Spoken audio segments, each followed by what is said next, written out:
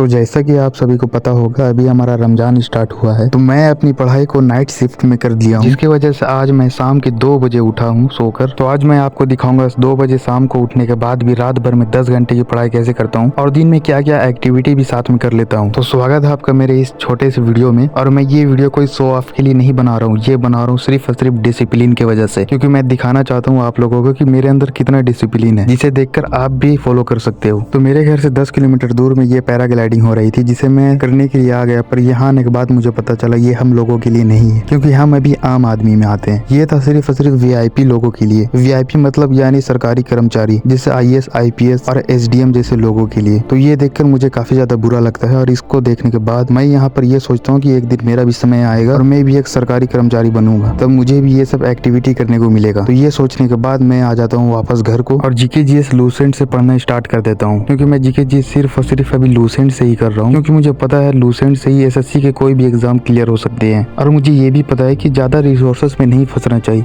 ना तो मैं ज्यादा जीएस के लेक्चर देखता हूँ, ना ही एक्स्ट्रा बुक्स पढ़ता हूँ। तो आपको भी बोलूंगा, अगर आपके पास जो भी बुक है उसी से पढ़ो और ज्यादा रिसोर्सेस में मत फंसना। लोग ज्यादा रिसोर्सेस में जीके जीएस में फंस जाते हैं, जिसके कारण जीके जीएस में उनका कम स्कोर आता है। तो ये बात आप मेरे ध्यान में रखना। तो जीके जीएस को 2 घंटा देता हूँ, क्योंकि जीके जीएस मेरा थोड़ा सा वीक है, इसीलिए इसको थोड़ा टाइम दे रहा हूँ, क्योंकि मेरा टारगेट भी सीजीएल है ना, इसीलिए। तो मैं जीएस तो पढ़ ही रहा था, तो सोचा आपको भी स्टैटिक जीके की ये इंपॉर्टेंट टॉपिक थोड़ी सी रिवीजन करवा देता हूँ। तो देखो, सेंसस ऑफ इंडिया, इसकी शुरुआत कब होती है? 1872 में। कौन करता है? तो लॉर्ड मेयो। ये बहुत इंपॉर्टेंट टॉपिक है जो स्टैटिक जीके के पार्ट में आता है। अब भारत की पहली नियमित आधिकारिक जनगणना कब हुई थी? 1881 में। कौन करता है? लॉर्ड रिपन द्वारा की जाती है, और हर 10 वर्ष में होती है जनगणना, ये तो आपको ही पता होगा। और स्वतंत्र भारत की पहली जनगणना कब हुई थी? तो 1951 में हुई थी। और ज़्यादा इंपॉर्टेंट हो जाती है 2011 की जनगणना, जो कि 15वीं जनगणना थी और स्वतंत्र भारत की 7वीं जनगणना थी। और इसके आयुक्त कौन थे? Doctor C Chandramouli. और नारा क्या था? हमारी जनगणना हमारा भविष्य। तो ये काफ़ी इंपॉर्टेंट हो जाता है। यहाँ काफ़ी लोग भटक जाते हैं, यानी उल्टा बोल देते हैं, तो इससे यहाँ आपको कंफ्यूज कर सकता है, तो यहाँ आप ध्यान में रखना। तीसरा, 2027 का जनगणना कौन सी होने वाली? तो वो 16वां जनगणना होगी, 2027 में होगी, यानी अगले साल। इसकी पॉपुलेशन की बात करें तो ये देखो, 2011 की जनगणना के अनुसार भारत की कुल जनसंख्या 1.21 अरब थी, यानी 121 करोड़। बाप रे, बहुत ही ज़्यादा। और फिर देखो, मोस्ट पॉपुलेशन स्टेट की बात करें तो सबसे ज़्यादा में थी यूपी, महाराष्ट्र, बिहार, वेस्ट बंगाल। और सबसे कम में देखा जाए तो सिक्किम, मिजोरम और अरुणाचल प्रदेश। और यूनियन टेरिटरी की बात करें तो हाईएस्ट में आ जाता है दिल्ली, जो कि 1.67 करोड़।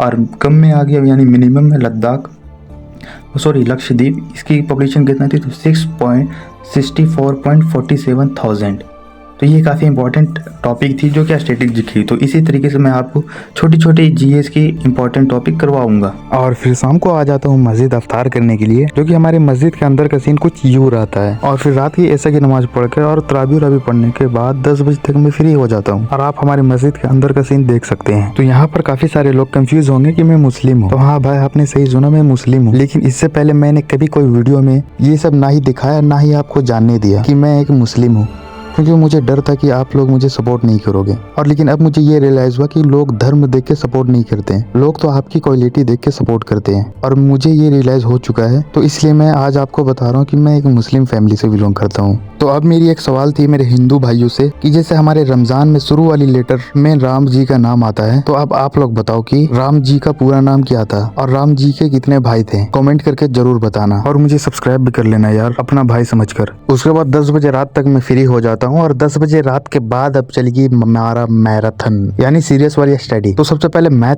से हाथ लगा देता हूँ और शुरू करता हूँ। उससे पहले आप ये बुक देख लो जो ओसवाल पब्लिकेशन से, ये है एसएससी सीजीएल लेवल की, यानी आप ये बुक से SSC CGL, SSC CHSL, steno, group D, CD हर एक एग्जाम को क्रैक कर सकते हो। तो ये देखो, रीजनिंग है, जनरल स्टडीज है, और इंग्लिश है, और मैथ है। तो ये कॉम्बो आती है जो कि ओसवाल पब्लिकेशन की है, और ये बुक काफ़ी ज़्यादा शानदार है, जैसे कि देखा है मैं आपको। तो देखो, ये इस तरीके से आता है पूरा, ये इंग्लिश लैंग्वेज में। और इसकी मैथ की तो आप बात ही अलग है, क्योंकि मैथ में क्वेश्चन जो मिलते हैं ना, सोल्व इसकी जो की जाती है वो काफ़ी आसान इसमें है, जिससे आप समझ सकते हो।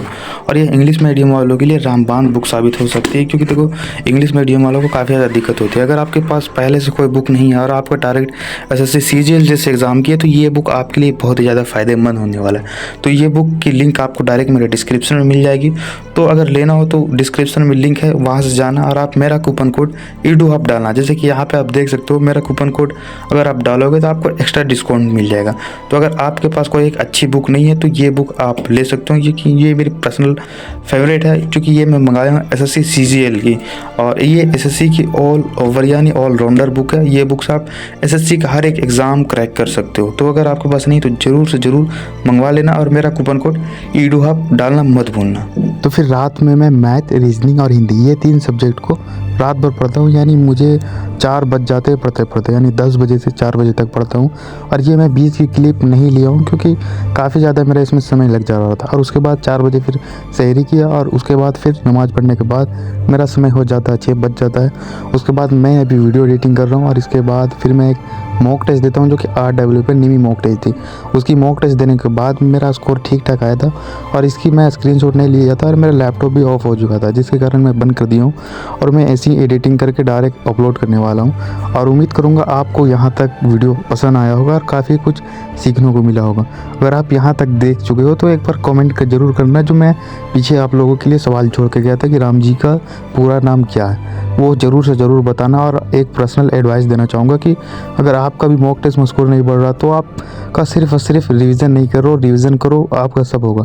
कोई भी सब्जेक्ट है उसका रिवीजन करो, अच्छे से मॉक टेस्ट दो और उसका एनालिसिस करो। और नीमी मॉक टेस्ट ज़्यादा देना, और ज़्यादा नीमी मॉक टेस्ट आप PYQ की भी सोल्व करना। काफ़ी लोगों का ये डाउट रहता है कि कंपनी चेंज हो चुकी है यानी EDQT आ गई तो हमें PYQ सोल्व नहीं करना चाहिए। तो ऐसा कोई दिक्कत नहीं है, आप PYQ सोल्व करो, या आप जो सोल्व करना चाहो जितना हो सके उतना सोल्व करो। क्वेश्चन डज नॉट मैटर, आप क्वेश्चन वही रहेगी, थोड़ा बहुत अक्षर चेंज करके यानी लेटर चेंज करके EDQT देगा, बाकी पैटर्न वही रहेगा। थोड़ा बहुत क्या चेंज करेगा, वो जितना रहता है पैटर्न उतना तो सारे टीचर्स करवा ही रहे। आप बस अच्छे से रिवीजन, प्रैक्टिस और एनालिसिस करते जाए, सब हो जाएगा। तो फिर मिलते हैं आगे की वीडियो में। यहाँ तक वीडियो है तो एक बार कमेंट जरूर करना दोस्त, और एक बार फॉलो करके सॉरी सब्सक्राइब करके चैनल को लाइक ज़रूर कर देना। तो फिर मिलते हैं अगले वीडियो में। आज के लिए जय हिंद।